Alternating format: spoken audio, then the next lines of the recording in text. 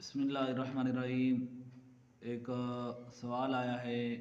कि आया नमाज के अंदर अगर औरत के सर के बाल नज़र आ जाएं तो फिर नमाज बाकी रहेगी या नमाज टूट जाएगी।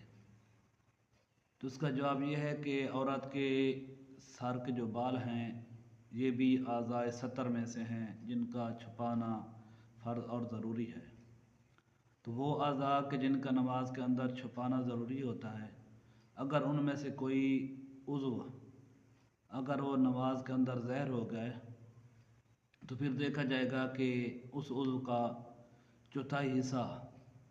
वो खुला है, वो ज़हर हो गया या नहीं। अगर चौथाई हिस्से से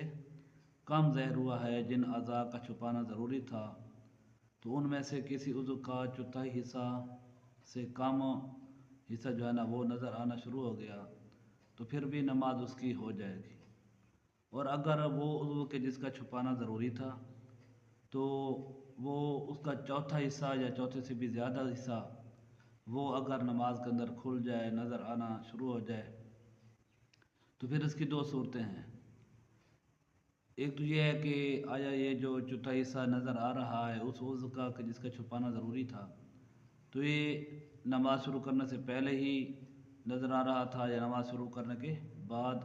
ये उज़्र लहक हुआ है।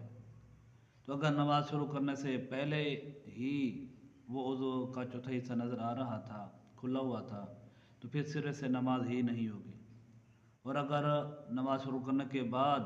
दौरान नमाज ये चौथा हिस्सा खुल गया है तो फिर देखा जाएगा कि ये चौथाई हिस्सा जो खुला है ये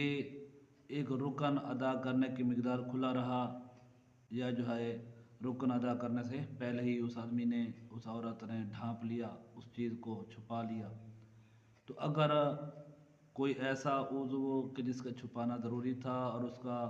चौथा हिस्सा नमाज के अंदर खुल गया तो फिर और उसको खुले हुए एक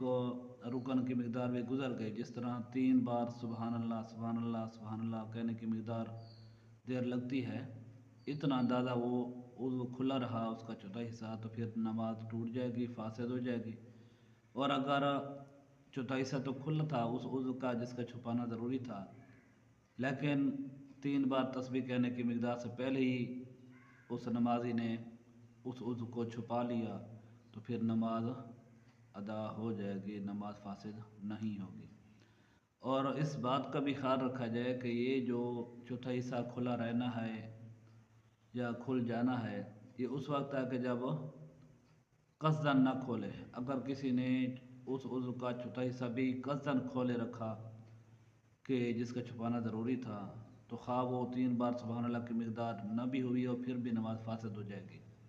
लेकिन अगर बग़ैर किसी इरादे के खुल गया था तो फिर यही है कि एक रुकन की मिक़दार अगर खुला रहा फिर नमाज फासिद है, अगर एक रुकन की मिक़दार से पहले ही ढाँप लिया तो फिर नमाज फासिद नहीं होगी, नमाज दुरुस्त हो जाएगी।